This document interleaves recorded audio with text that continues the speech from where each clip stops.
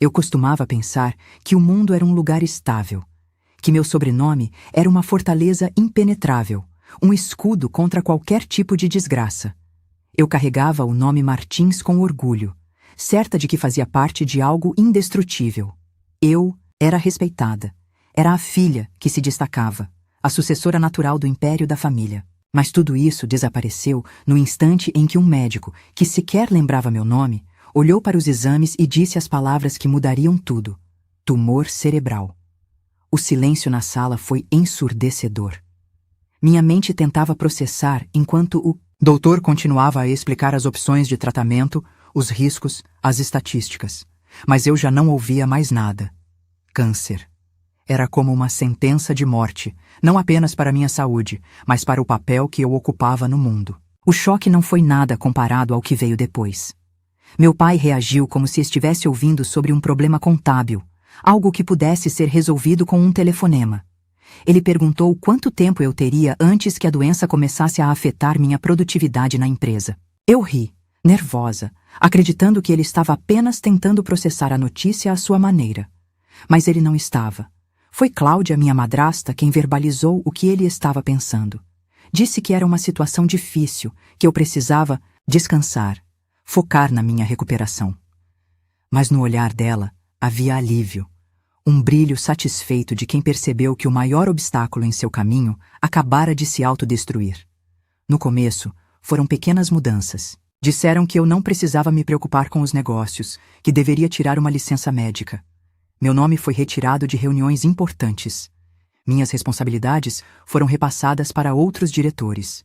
Em poucas semanas, já não. Era consultada para decisões. Meu lugar foi sendo apagado aos poucos, como se eu nunca tivesse estado ali.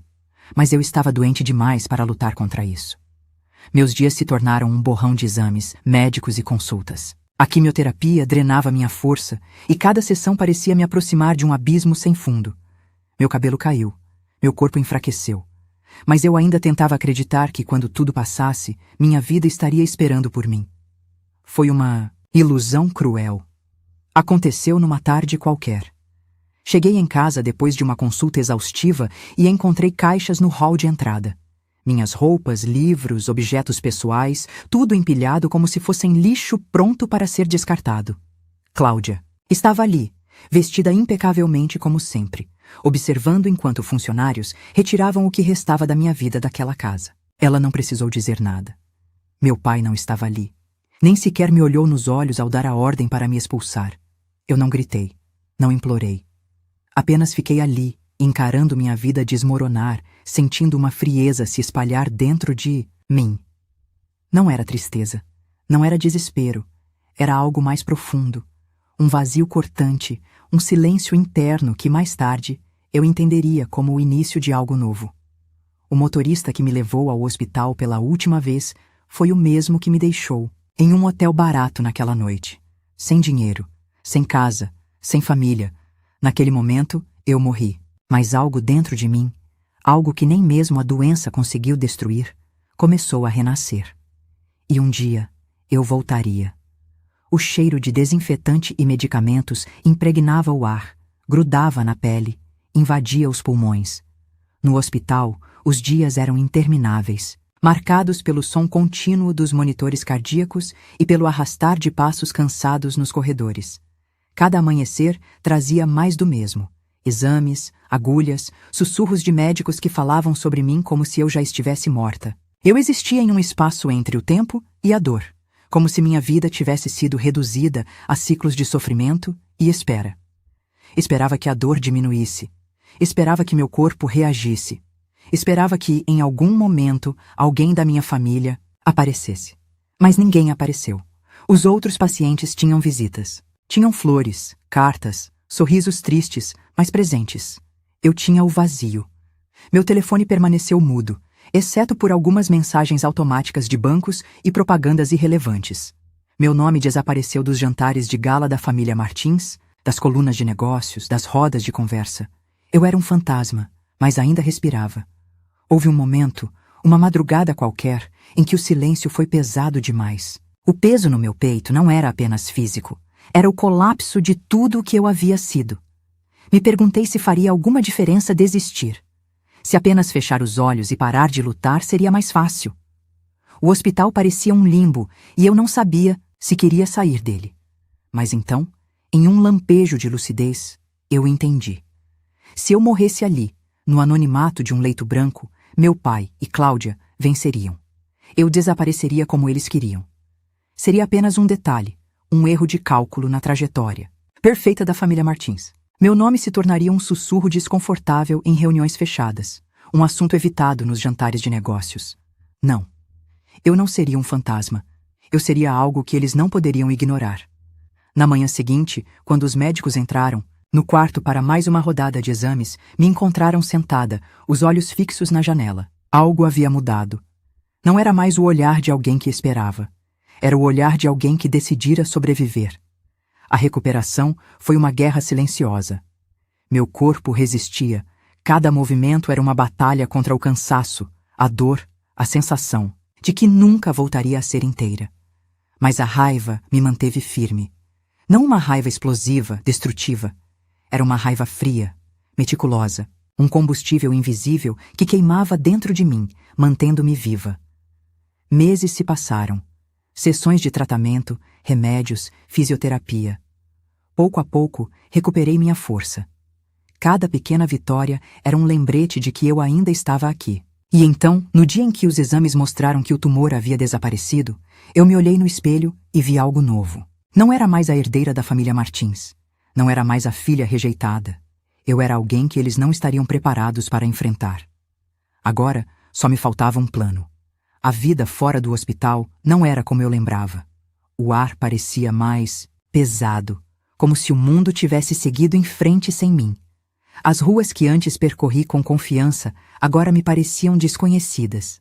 A cidade estava diferente ou era eu quem tinha mudado? Talvez ambas as coisas. Minha primeira noite fora do hospital foi passada em um pequeno apartamento alugado com o pouco dinheiro que ainda me restava. Não havia luxo, apenas um colchão no chão e uma mala com algumas roupas que consegui recuperar.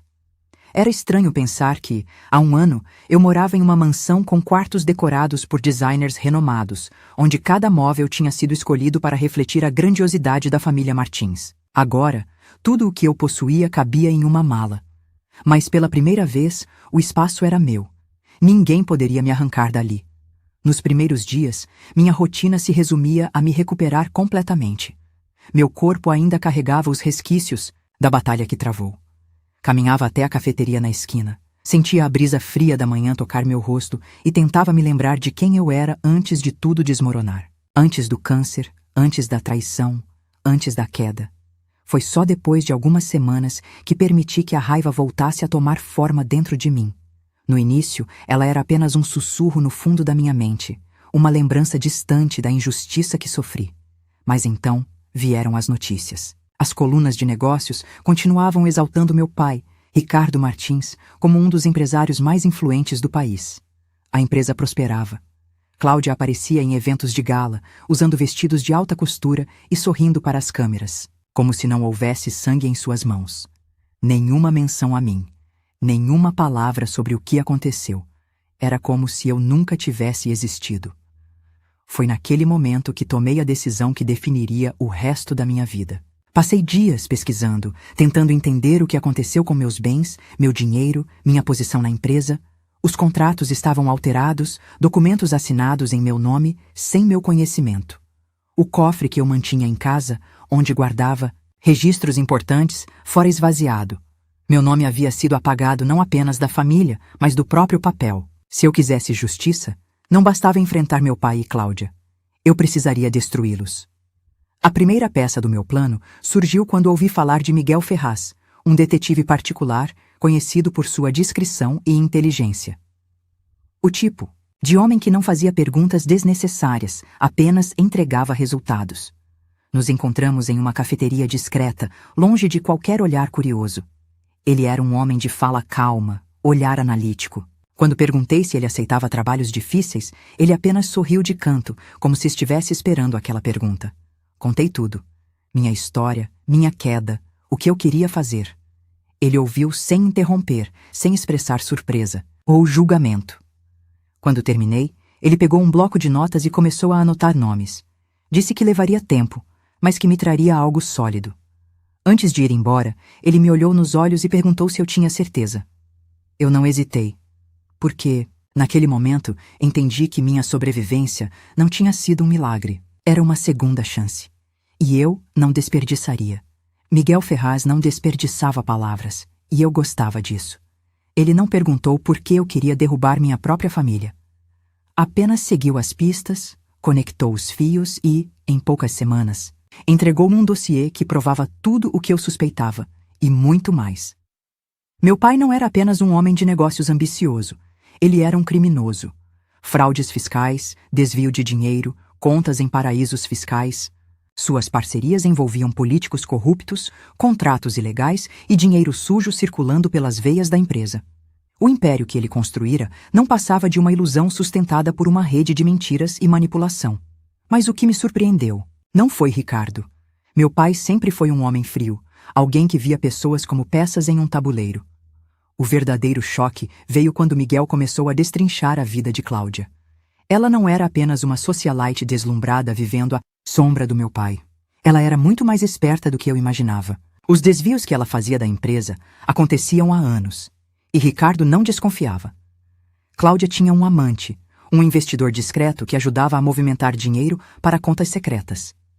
Não era apenas uma traidora emocional, mas uma oportunista, que soube esperar o momento certo para garantir sua fatia do império. O mais interessante era que Ricardo, tão meticuloso nos negócios, estava cego para o golpe que vinha de dentro de casa, e eu sabia exatamente como usar isso contra eles.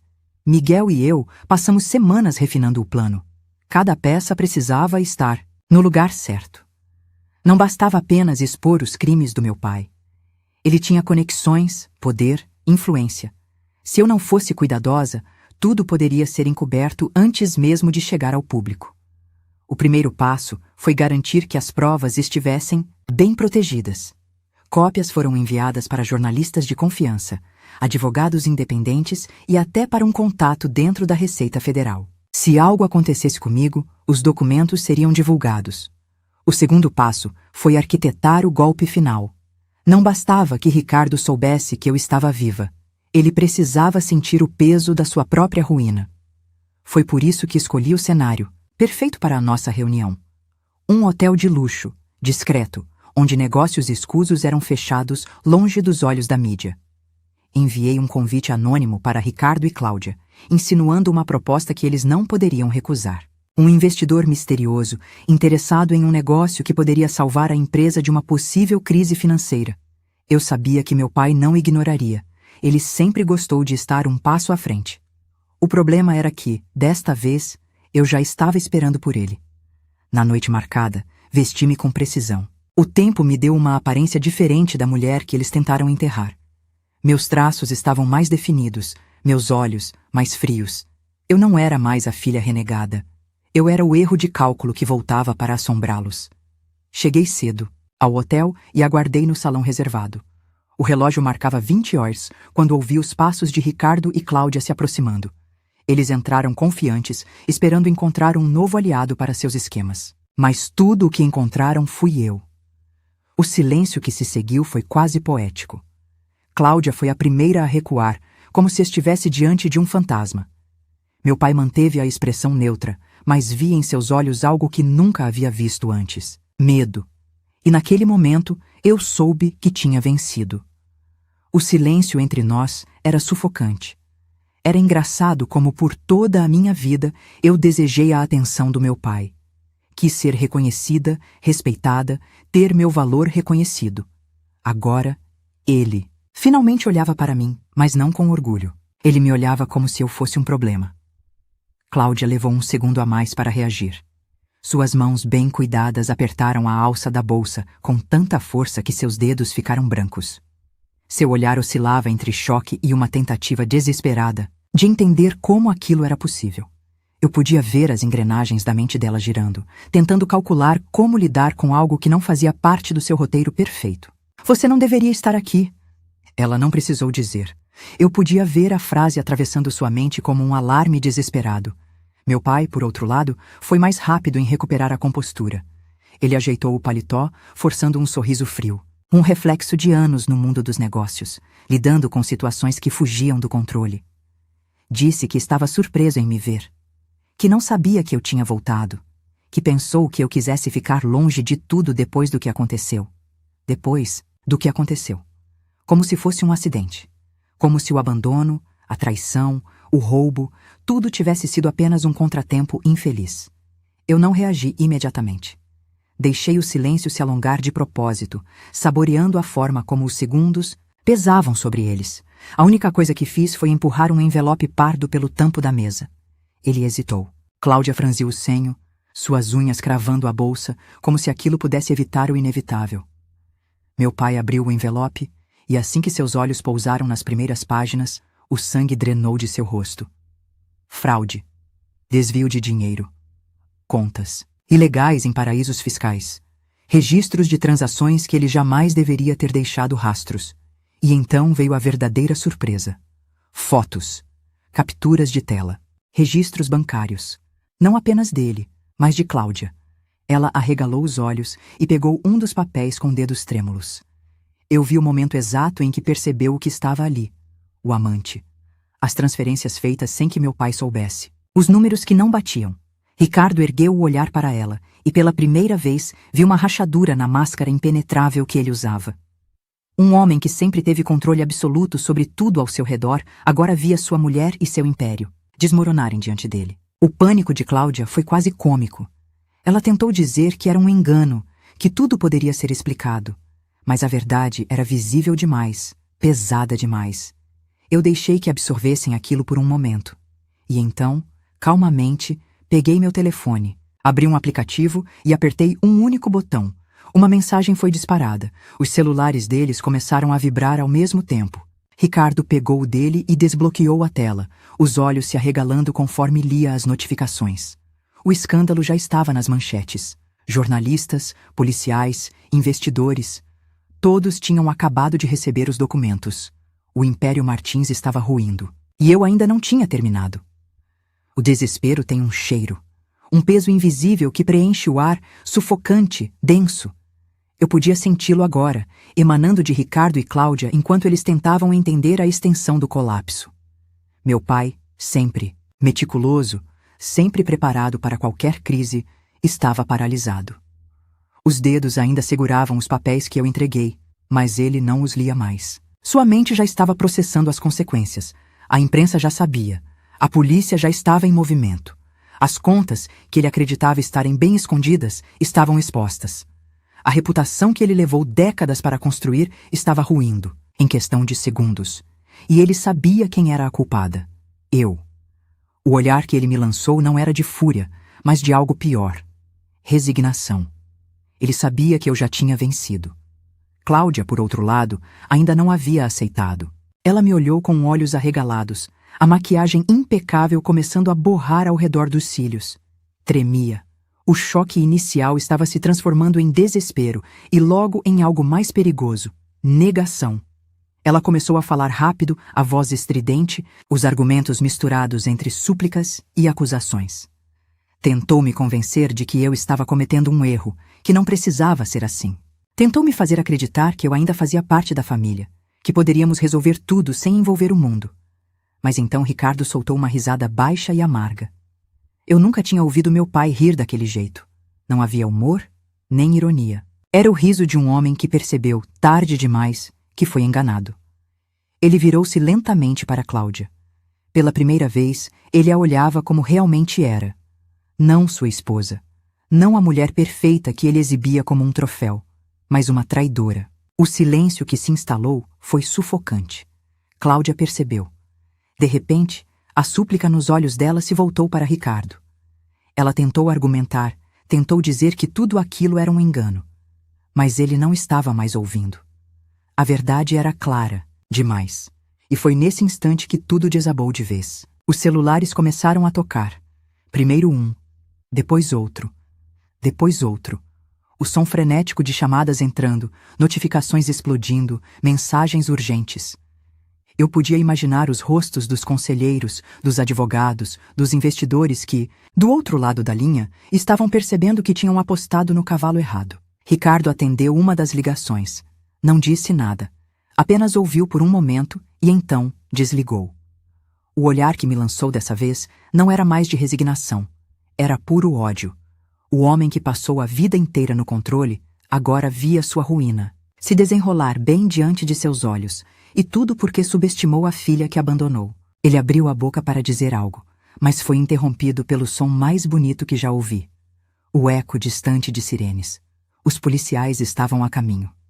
A expressão de Cláudia se transformou em puro terror. Ela se virou para Ricardo, esperando que ele fizesse algo, qualquer coisa, para impedir o que estava prestes a acontecer. Mas ele não disse nada, porque não havia mais nada a ser dito. Eu os observei por um instante, absorvendo cada detalhe. A forma como Cláudia tremia, a maneira como Ricardo parecia mais velho, menor, como se sua própria grandeza estivesse sendo sugada para dentro de si. Era o fim deles. E eu ainda precisava dizer a última coisa antes de ir. Respirei fundo e me aproximei um passo. Abaixei a voz, deixando que as palavras caíssem como um peso sobre os ombros deles. Graças a Deus, eu estou curada. Então me virei e saí pela porta, deixando-os para enfrentar o inferno que criaram. O ar estava diferente naquela manhã. Não era um detalhe perceptível para qualquer um, mas para mim era como respirar pela primeira vez depois de passar anos debaixo d'água. Caminhei pela cidade sem pressa, sentindo o vento frio bater contra meu rosto, observando o movimento das pessoas que seguiam suas vidas sem saber do que aconteceu na noite anterior. Para elas, era apenas mais um dia comum. Para mim, era o primeiro dia da minha nova vida. Os jornais já estavam nas bancas. Manchetes gritavam sobre a queda de Ricardo Martins, sobre as investigações, sobre o império desmoronando. Relatórios vazados, contas bloqueadas, ações despencando. A polícia confirmando mandados de prisão para altos executivos da empresa. Meu pai não foi preso imediatamente. Homens como ele sempre tentam encontrar uma saída, um acordo, uma brecha legal que os mantenha fora da cadeia por mais tempo. Mas dessa vez, não havia escapatória. Ele perderia tudo. Sua fortuna, sua influência, seu nome. O que ele mais prezava não era o dinheiro, mas o poder. E agora, ele não tinha mais nada. Cláudia foi a primeira a cair. Assim que as provas do seu envolvimento nos desvios financeiros vieram à tona, ela tentou fugir do país, mas não chegou nem ao aeroporto. A polícia a levou algemada, sob os flashes incessantes das câmeras. A socialite intocável, a mulher que sempre se importou mais com sua imagem do que com qualquer coisa, agora estava estampada em todos os jornais, mas pelas razões erradas. Quanto a mim, pela primeira vez, eu era apenas um nome desconhecido entre tantos. Não havia mais repórteres me associando à família Martins. Não havia mais olhares de pena ou cochichos sobre a filha desaparecida. Meu nome havia sido esquecido dentro daquele império, exatamente como eu queria. Isso significava que eu podia recomeçar. O apartamento pequeno onde eu vivia agora parecia um palácio comparado àquele quarto de hospital onde passei meses acreditando que morreria. Comprei algumas plantas para a varanda, um quadro novo para a parede. Pequenos detalhes que tornavam aquele lugar verdadeiramente meu. Miguel me ligou no final da tarde.